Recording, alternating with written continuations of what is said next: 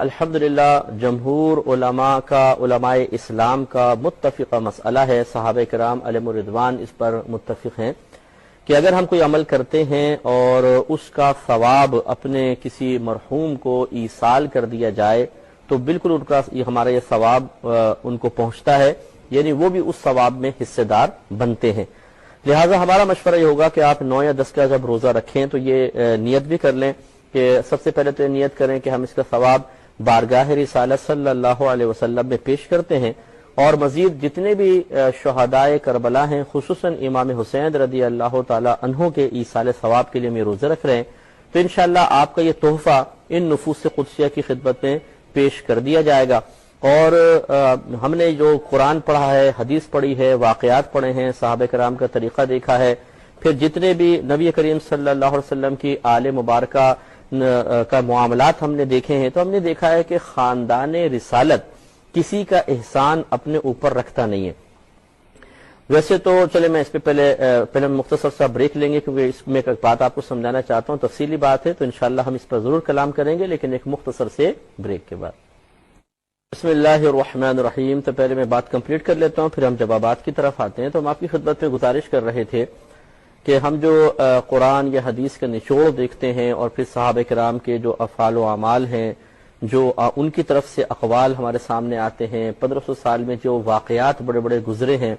ان سے اگر ہم ایک نتیجہ مرتب کریں تو وہ یہی نظر آتا ہے کہ نبی کریم صلی اللہ علیہ وسلم اور آپ کے خاندان والے، آپ کی آل، اگر کوئی ان کے ساتھ معاملہ احسان کرتا ہے تو وہ اس کے احسان کو رکھتے نہیں ہیں بلکہ اس کا بدلہ عطا فرماتے ہیں۔ لیکن یہاں یہ بات ضرور وضاحت طلب ہے کہ اگر کوئی ان کے ساتھ اچھا سلوک کرتا ہے تو اس کو احسان سے تعبیر کرنا یہ ہمارا کام نہیں ہے، نہ میں اس کو احسان کہہ رہا ہوں، بلکہ یہ تو وہ نفوس قدسیہ اس کو احسان سے تعبیر کرتے ہیں۔ جیسے نبی کریم صلی اللہ علیہ وسلم نے حضرت ابوبکر صدیق رضی اللہ تعالی عنہ سے ارشاد فرمایا کہ اے ابوبکر، جس کسی نے بھی مجھ پر دنیا میں احسان کیا میں نے اس کا بدلہ دنیا میں ہی اس کو عطا فرما دیا، لیکن تمہارے احسانات کا بدلہ اللہ تبارک و تعالی میدان محشر میں خود عطا فرمائے گا۔ اب دیکھیں صدیق اکبر رضی اللہ تعالی عنہ نے جو کچھ نبی کریم صلی اللہ علیہ وسلم کی خدمت کی یا دین کی خدمت کی، یقینی سی بات ہے وہ ان کے لیے سعادت ہے، کوئی احسان تو نہیں ہے، لیکن ہمارے نبی کریم صلی اللہ علیہ وسلم کی عاجز انکساری ہے، اور یہ ایک بڑا پن ہے، ایک اعلیٰ ظرفی ہے کہ آپ اپنے غلاموں کے اپنے ساتھ کیے گئے اچھے سلوک کو احسان سے تعبیر کر رہے ہیں۔ تو ہم بھی اگر سید حضرات سے، آل رسول سے یا نبی کریم صلی اللہ علیہ وسلم سے کوئی اچھا معاملہ کرتے ہیں، ان کے ساتھ کوئی اچھا رویہ رکھتے ہیں، کوئی اچھی صورتحال ہم اختیار کرتے ہیں جو ہماری خدمت ہے، ہمارے لیے سعادت ہے، تو ہم اسے احسان نہیں کہہ سکتے۔ ہاں وہ نفوس قدسیہ اس کو احسان سے تعبیر کرتے ہیں۔ اس اعتبار سے میں نے لفظ احسان بیان کیا کہ اگر کوئی ان کے ساتھ کوئی احسان والا معاملہ کرتا ہے، اچھا معاملہ کرتا ہے، تو یہ اس کا بدلہ رکھتے نہیں ہیں بلکہ ضرور عطا فرماتے ہیں، دنیا میں بھی عطا فرماتے ہیں، آخرت میں بھی عطا کریں گے۔ اور انشاءاللہ تعالی دنیا میں کسی کو محسوس ہو یا نہ ہو، آخرت میں ضرور وہ اپنی آنکھوں سے دیکھے گا کہ جب ہمارے یہ تحفے ان کے بارگاہ میں پہنچیں گے تو یہ ضرور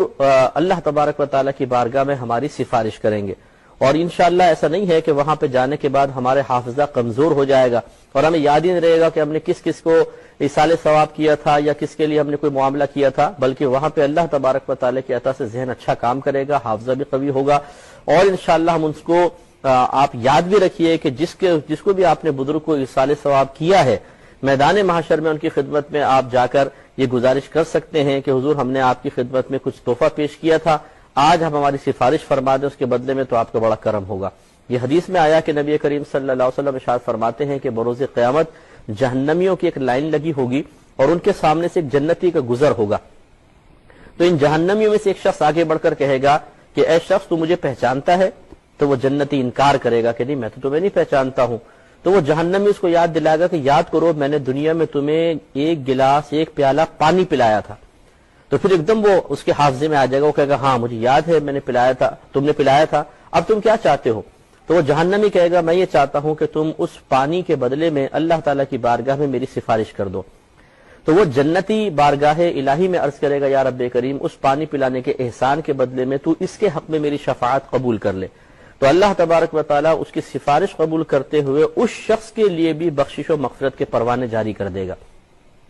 تو آپ ذرا غور کریں کہ ایک ادنا شخص، ایک عام سا جنتی بھی اگر کسی کے ساتھ اچھا سلوک کرے تو اللہ تعالیٰ اس کو اتنا وہاں مقام و مرتبہ دے گا کہ اس کو شفاعت کا حق دے کر ایک جہنمی شخص کو جنت پر داخل کر دے گا. تو سوچئے کہ پھر ان نفوس قدسیہ کی وہاں بادشاہت کا عالم کیا ہوگا کہ جو اللہ تعالیٰ کے متقی بندے ہیں، پرہیزگار ہیں، دین کی خدمت کرنے والے ہیں، بلکہ دین کے لیے اپنی گردنیں کٹوانے والے ہیں، ان کے ساتھ اگر کسی نے کوئی اچھا سلوک کیا ہوگا تو یقیناً وہ اس کا اچھا بدلہ بھی دلوائیں گے. تو امید ہے کہ آپ ایسا کریں گے. اس کے علاوہ گھر میں اگر کوئی آپ